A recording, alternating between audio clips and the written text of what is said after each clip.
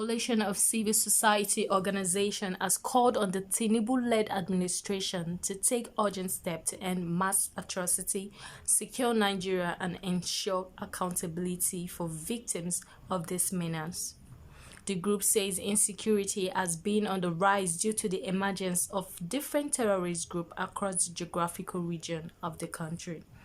This came to the fore at a World Press Conference held in Abuja, Nigeria capital city. The group says though it's been 8 months since the present administration, insecurity has not declined as indicators show that over 2,000 persons has been killed in mass atrocity-related events.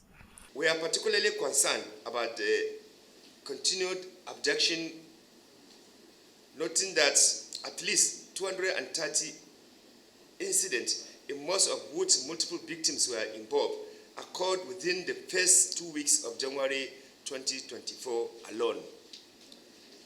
Several communities across the country, including Federal Capital Territory, the seat of government itself, are under siege, with the entire families and some cases, communities taken hostage.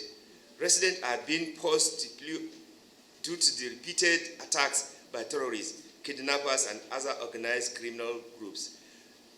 Kidnapping for ransom demand has become a disturbing norm without appropriate response from the authorities. For instance, this week, 30 villagers were abducted in an attack on Tasha Negula village of Basari local government area of Katsina State.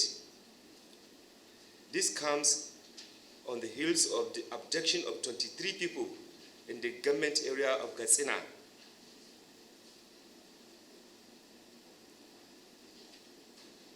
This comes on the heel of the abduction of 23 people in Kau community in Bari area council of the Federal Capital Territory on 11 January. Similarly, 50 people, including 36 women, were abducted in an attack on Magizawa community in Kaura, Namo, the local government area of Zamfara State.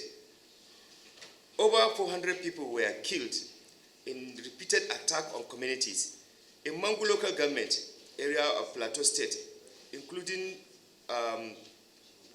the attack on the communities in Mangu local government area of Plateau State, ground massacre of over 200 people in Pakus and Bariki large communities in Mangu local government area of the state during the Christmas period. And when a deaf girl or a deaf woman is attacked, how can she shout? What about blind people and other forms of persons with disabilities? We are mostly affected, and we are calling on government to do something as quickly as possible to save and secure our lives. The government has continued to fail in its primary duty of ensuring the security and welfare of all citizens as mandated in Section 14, subsection 2B of the Constitution, and in its obligation to enforce and fulfill its citizens' right to life, according to Section 33 of the Constitution. Now, we have put down some recommendations for this administration.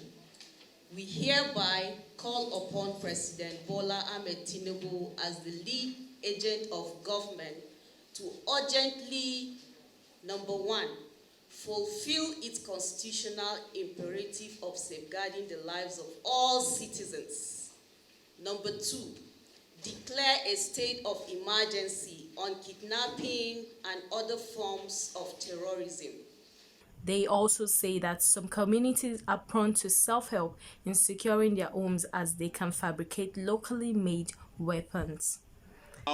These groups are really increasing.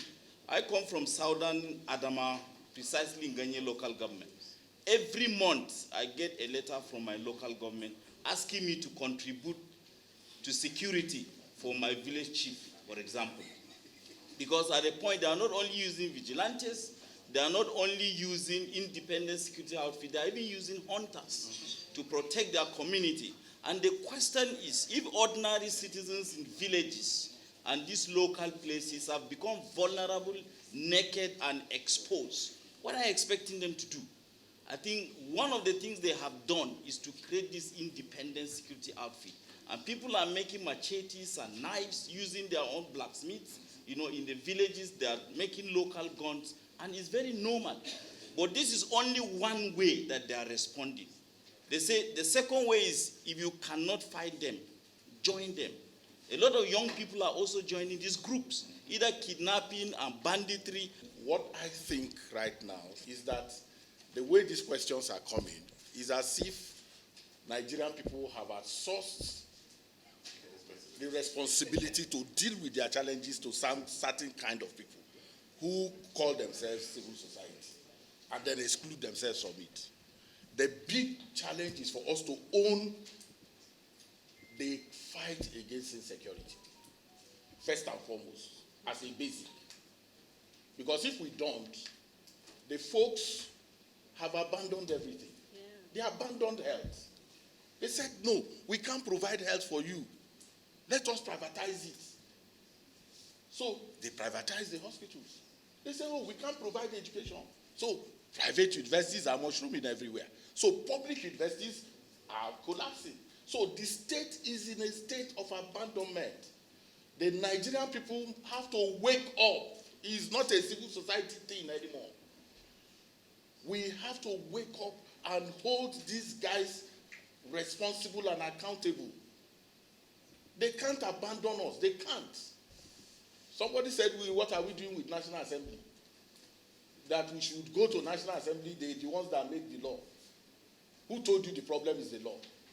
The corruption in the security sector itself, where huge sums of money are budgeted and allocated for equipment and for resources, and these simply find their way into private pockets. So we recognize that, and that's why we are saying that the question of fighting corruption should be defined. You don't just fight corruption.